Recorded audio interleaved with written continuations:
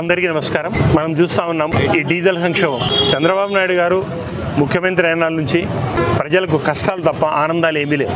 ఎన్నో రకాలుగా ఇబ్బంది పడుతూ పోతా ఉంది. రైతుల గురించి చెప్పాలంటే పంట మొదలుపెట్టినప్పటి నుంచి విత్తనం కొరత, యూరియా కొరత, క్యూలో నిలబడడం, పడిగాపులు గాయడం, మళ్ళా గొడవలు చేయడం, ఈ రకంగా ఇబ్బందులు తప్ప వేరే చేసింది ఏమీ లేదు. మొన్నటికి మొన్న గ్యాస్ షార్టేజ్, గ్యాస్ లేదని ఇళ్లలో గృహిణులకు అందరికీ ఇబ్బందులు పెట్టుకుంటూ పోయారు.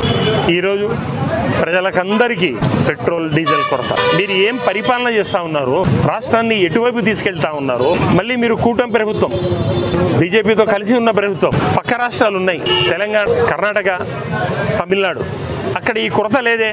మీరు మాట్లాడుతూ ఉన్నారు మీరు బీజేపీతో కలిసి ఉన్నాము, ఆ మాత్రం రాష్ట్రానికి మీరు డీజిల్ తెచ్చుకోలేకపోతా ఉన్నారా? వాళ్ళు కూటమితో జత లేరే, ఆయన ఎక్కడే కానీ షార్టేజ్ లేకుండా జరుగుతూ ఉంది. ఏమీ అడిగితే యుద్ధ వాతావరణము, యుద్ధం వల్ల ఈ రకంగా జరిగింది అని చెప్తారు.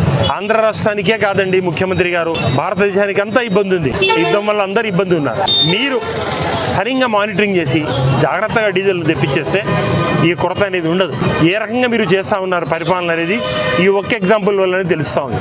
రైతులకు రబీ సీజన్, పంటలు కోసుకునే సీజన్, హార్వెస్టింగ్ సీజన్, ఎంత ఇబ్బంది పడతా ఉన్నారు వాళ్ళు. డీజిల్ బంకుల దగ్గర క్యాన్లు తీసుకొని వస్తే వాళ్ళు లాంఛలు పెడతా ఉన్నారు. ట్రాక్టర్ ఎక్కడో ఆగిపోయింది, ఏ రకంగా ఇబ్బంది అవుతా ఉంది. ఎన్నో ఇండస్ట్రీస్ ఆగిపోతా ఉన్నాయి.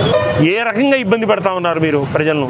ఏమన్నా చెప్తే నేను సూపర్విజన్ 45 సంవత్సరాల ఇండస్ట్రీ, మీ గురించి మీరు చెప్పుకోవడం తప్ప, మీ పచ్చ మీడియా, మీ పచ్చ పేపర్లు భజన కొట్టడం తప్ప ప్రజలకు పనికొచ్చే పని ఒక్కటి కూడా చేయడం.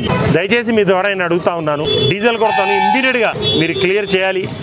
ఆ రకంగా క్లియర్ చేయకుంటే మాత్రం మా వైఎస్ఆర్సీపీ పార్టీ తరఫున రాష్ట్రమంతా ఈ నిరసనను తీవ్రతరం చేసేసి మీ మెడలు వంచి ప్రజల ముందు మిమ్మల్ని నిలబెడతామని చెప్పేసి మీ ద్వారా తెలుపుకుంటూ సెలవు తీసుకుంటాం. నమస్కారం.